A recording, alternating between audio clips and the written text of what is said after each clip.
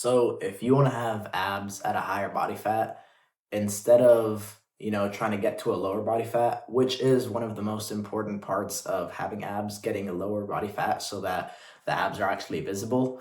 But the other most important part for having abs at a higher body fat is to actually train your abs just like any other muscle. So there are a couple exercises that I like for this, but I can show you a couple later, but definitely one of the most important factors in having abs is actually to train them. One, because you see a lot of low body fat guys, skinny guys that don't have great abs, and that's just because it's just like another muscle where you can have low body fat, so you can actually see the muscle, but there's not really anything there. So if you train them, you're actually helping yourself out by making them visible, and then you can see them a little bit more through even if you have like a little bit of fat. These are the couple exercises that I would recommend. So the first one is going to be a cable crunch that's weighted. So because it's weighted, it's really good for progressive overload. And then also it's good to have those lower rep ranges, just like any other muscle, taking it to failure.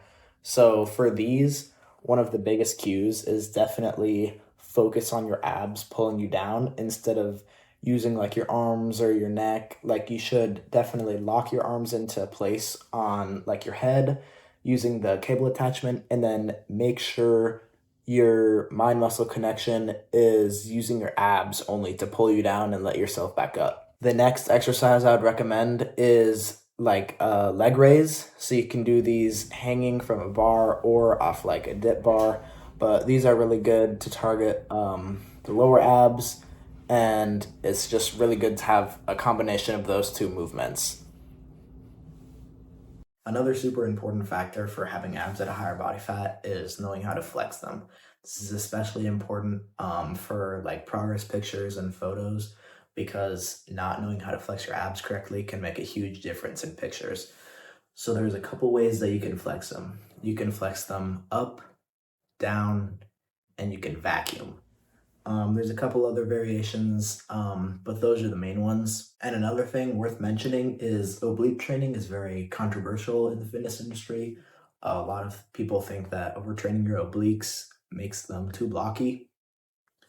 What I will say is you have to train your obliques quite a bit for them to actually make a negative impact on the size of your waist. So just a little bit of oblique training is definitely not bad by any means and can help define out the size of your stomach a little bit more. So with all that said, obviously having abs at 40% body fat isn't realistic. But when you start to get to that higher teens percentage, maybe even 20% body fat, depending on your genetics, having abs is definitely a possibility, and training them like any other muscle will definitely help make them more prevalent on your physique. So while being in a caloric deficit and doing cardio and all of that is obviously super helpful for having abs, training them is just as important.